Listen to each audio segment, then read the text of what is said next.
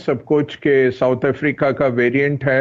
अब ये कोई नहीं कह पाएगा अगले 2 हफ्ते के लिए कि कितना ये वायरुलेंट है, कितनी तेजी से फैलेगा और क्या ये वैक्सीनेटेड लोगों को परेशान करेगा। तो ये तो 2 हफ्ते मिनिमम लगेंगे टेस्टिंग में, और जब तक हमें पता लगेगा।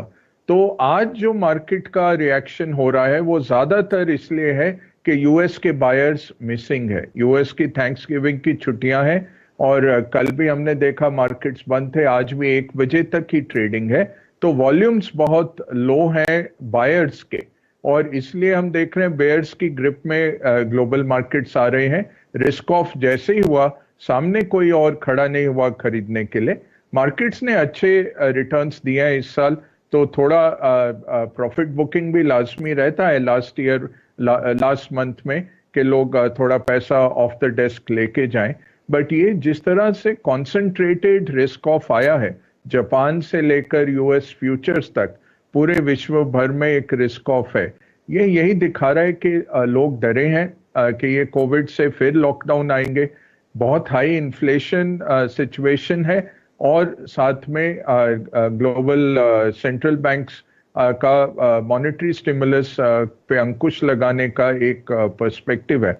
उस सिनेरियो में अगर इकोनॉमी स्लो डाउन करना शुरू कर देती है तो स्टैगफ्लेशन बनता है, और स्टॉक मार्केट्स पे भी इम्पैक्ट आएगा अर्निंग्स पे।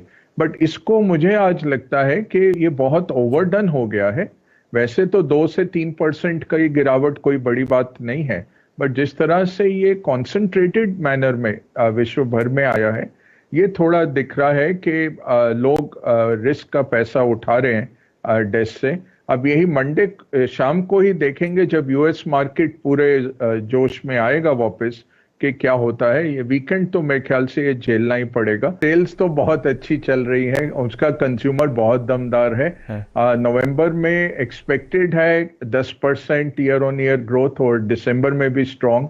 और इस सीजन में 1 नवंबर से 31 दिसंबर तक सिर्फ ऑनलाइन सेल्स $200 बिलियन क्रॉस करने की उम्मीद है, विच एक रिकॉर्ड लेवल पे। तो ये चला कौन रहा है ग्लोबल इकोनॉमी? यूएस कंज्यूमर चला रहा है, साथ में जापानी कंज्यूमर, यूरोपियन कंज्यूमर।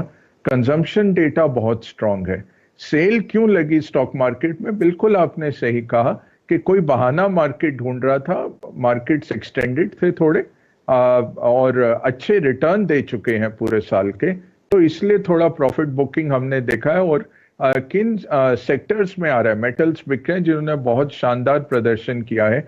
अब ऐसा नहीं है कि ओवरनाइट स्टील की खपत रुक जानी है या एल्यूमिनियम की खपत रुक जाएगी, बट ये second order third order impact bake in हो रहा है कि अगर कोविड फैला, अगर कोविड को सरकारें ठीक तरह से हैंडल नहीं कर पाई और 2020 मार्च के जैसा लॉकडाउन आया, तो क्या आपकी फैक्ट्रियां बंद हो जाती हैं? क्या आपका कैपेक्स बंद हो जाता है? कंजम्पशन बंद हो जाता है? वो तो बिल्कुल उसका प्रोबेबिलिटी जीरो के लेवल का है। सरकारों के पास अब 2 साल का एक्सपीरियंस है। अब ये स्पेनिश फ्लू की बात नहीं है 100 साल पहले की, अब 2 साल का बहुत रिच एक्सपीरियंस है। क्या चलता है, क्या नहीं चलता है, इंडस्ट्रीज को और इकोनॉमी को कैसे जारी रखना है, जबकि आपको साथ में इन्फेक्शंस को रोकना है। तीसरी बात, बहुत अहम बात है, 78 करोड़ वैक्सीन्स दुनिया भर में लग चुके हैं। अफ्रीका की बात करिए, कुछ लोग कह रहे थे कि अफ्रीका में वैक्सीनेशन कम है।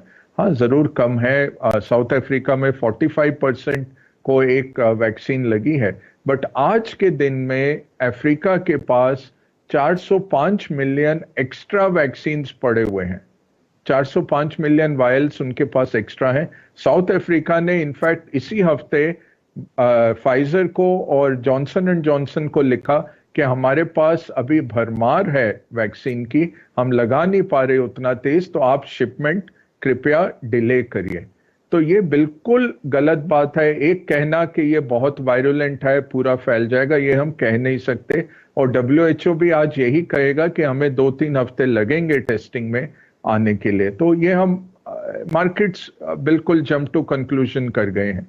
दूसरी अहम बात यह है कि वैक्सीनेशन इसलिए नहीं है कि किल्लत है वैक्सीन की। वैक्सीन अब पहुंच रही है, और स्पेशली अफ्रीकन देशों के पास सरप्लस में वैक्सीन है। वो लगा नहीं पा रहे, वो एक दूसरी बात है। तीसरा है, क्या जो ये देश हेविली वैक्सीनेटेड है, क्या वहां पे ये साउथ अफ्रीकन वेरिएंट आएगा और तबाही मचाएगा, ये हम अभी नहीं कह सकते। मार्केट्स ने आज डिसीजन ले लिया है कि ये करने वाला है और मार्केट्स इसलिए करेक्ट हो रहे हैं। अब मंडे ट्यूसडे देखते हैं, एक बार यूएस पूरे फॉर्म में वापस लौटता है तो कोई बायर आता है क्या इस मार्केट में कि इस तरह से ही मार्केट नीचे जाएगा या साइडवेज जाएगा, तो वो अब अनसर्टेनिटी अगले बाजार को हफ्ते अच्छी नहीं लग रही।